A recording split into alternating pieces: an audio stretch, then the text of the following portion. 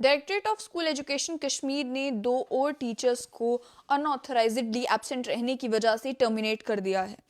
पहली टीचर जमीला अख्तर हैं, जिन्हें पोस्ट किया गया था बॉयज़ हाई सेकेंडरी सिंहपोरा में कॉन्ट्रैक्चुअल बेसिस पर डिस्ट्रिक्ट अनंतनाग में। उनके बारे में बताया गया कि 2006 में उन्हें पोस्ट किया गया था और रेगुलराइज भी किया गया था डिपार्टमेंट के द्वारा 9 जून 2015 में।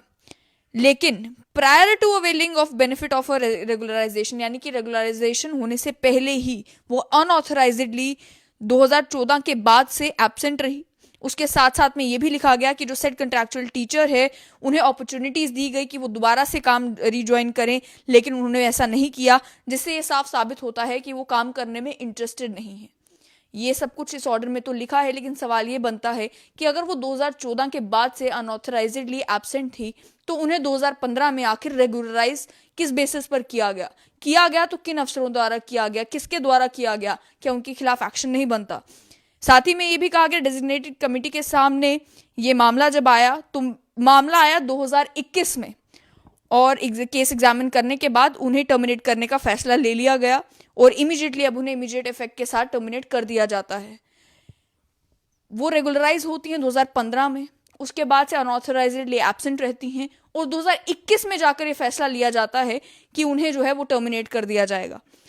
टाइम लैप्स के ऊपर जो है वो भी नजरसानी करने की जरूरत है। वहीं दूसरा ऑर्डर जो है वो दूसरा ऑर्डर है निगत हुसैन, जिन्हें पोस्ट किया गया था बॉयज़ मिडिल स्कूल सौरा में डिस्ट्रिक्ट श्रीनगर में, और उनके बारे में ये कहा गया कि 2012 के बाद से वो भी अपनी ड्यूटी पर नहीं आ रही थी, अनऑथराइज्डली एब्सेंट थी। उन्हें काफ़ी सारे नोटिस भी जो हैं ड्राइंग एंड डिस्बर्सिंग ऑफिसर के द्वारा भेजे गए और साथ ही में ये भी कहा गया 2018 में उनको ये सारे नोटिस भेजे गए, शो कॉज नोटिस भी भेजा गया, ज्वाइंट शो कॉज नोटिस, अखबारों तक के नाम मेंशन किए गए हैं ऑर्डर में कि डेली आफ्ताब और कश्मीर ऑब्जर्वर में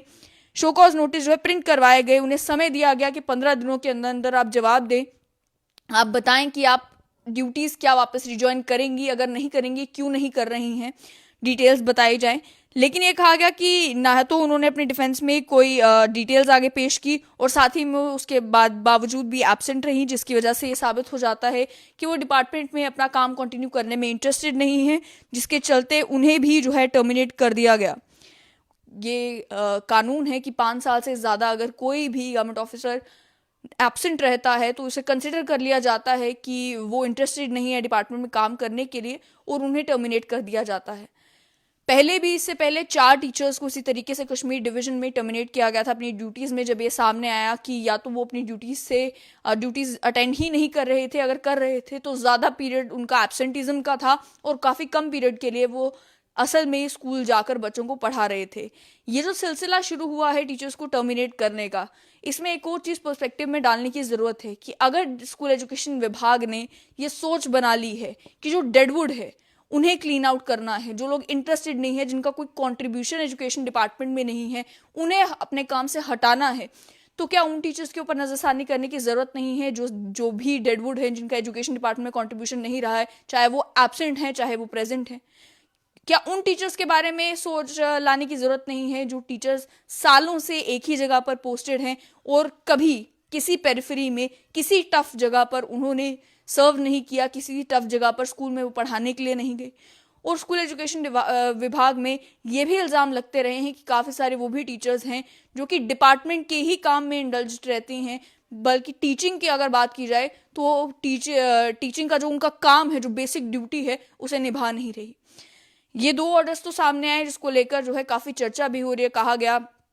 कि फाइनली स्कूल एजुकेशन विभाग को क्लीन आउट करने का फैसला ले लिया गया है कि जो लोग नहीं आ रहे उन्हें जो है क्लीन आउट किया जाए, जिसके चलते आज भी ये 2 ऑर्डर जो मेरे पास हैं, एक डिस्ट्रिक्ट श्रीनगर का, एक डिस्ट्रिक्ट अनंतनाग का, जहां पे 2 टीचर्स को टर्मिनेट किया गया क्योंकि वो अपनी ड्यूटी पर नहीं आ रही थी। Directorate of school education Kashmir ने ये 23 नवंबर का ऑर्डर है जिसमें ये कह दिया कि ये दोनों टीचर्स को टर्मिनेट कर दिया जाता है इनकी नौकरी से, क्योंकि ये साल भर आ नहीं रहे, क्योंकि ये कई देर से आ नहीं रहे थे। इन्हें मौका भी दिया गया कि आप बताएं कि आप क्यों नहीं आ रहे, लेकिन उसके बावजूद भी क्योंकि रिस्पांस नहीं मिला या रिस्पांस सफिशिएंट नहीं था, इस वजह से उन्हें टर्मिनेट कर दिया जाता है। सवाल ये बनता है कि जो टीचर अनऑथराइज्डली एब्सेंट है, काम पर नहीं आ रहे, उनके रेगुलराइजेशन के ऑर्डर आखिर कैसे निकले? उन्हें रेगुलराइज आखिर कंट्रैक्चुअल से कैसे किया गया?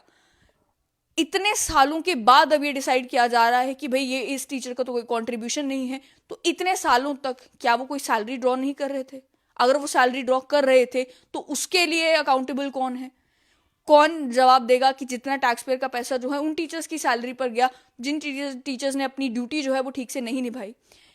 पूरे टीचर्स की फ्रेटर्निटी को जो है वो एक ब्लैक पेंट से पेंट नहीं किया जा सकता, लेकिन ज़रूरत है कि उन लोगों को आइडेंटिफाई किया जाए जिनका सच में कोई कंट्रीब्यूशन नहीं है। बहुत सारे टीचर्स आज भी ऐसे हैं जो दूर दराज इलाकों में जाकर पढ़ा रहे हैं, उनके कंट्रीब्यूशन को नज़र में रखना चाहिए, ना कि उन लोगों को जिन्हें जो अलग अलग कारणों की वजह से बताया जाता है कि अगर शहर में किसी एक स्कूल में पोस्टेड हैं तो वो शहर के इर्द गिर्द ही अलग अलग स्कूल्स में रहते हैं और कहीं उनकी ट्रांसफ़र होती नहीं और कहीं उनकी पोस्टिंग होती नहीं, उन्हें कहीं दूर दराज भेजा नहीं जाता। और वही सिचुएशन ये भी है कि आज भी गांव देहात में ऐसे कई सारे स्कूल्स हैं जहाँ पर टीचर्स की शॉर्टेज है, जहाँ पर बच्चे तो हैं लेकिन उन्हें पढ़ाने के लिए सफिशिएंट टीचर्स नहीं हैं। और वहीं शहरों का ये हाल है कि यहाँ पर कई सारे स्कूल्स ऐसे हैं जहाँ सरकारी स्कूल्स में बच्चे बहुत कम हैं और टीचर्स बहुत ज़्यादा हैं। तो ज़रूरत है स्कूल एजुकेशन विभाग में, जहाँ ये टर्मिनेशन के एक आधा ऑर्डर निकाले जा रहे हैं, वहीं उस डेडवुड के ऊपर भी नज़र डाली जाए जिनका कोई कंट्रीब्यूशन नहीं है, उन टीचर्स के ऊपर भी नज़र डाली जाए जो सालों से एक ही जगह पर हैं, और उन लोगों के बारे में भी सोचा जाए जो अपनी बेसिक ड्यूटी जो टीचिंग की है उसे नहीं निभा रहे बल्कि डिपार्टमेंट्स के अलग अलग कामों में लगे हैं।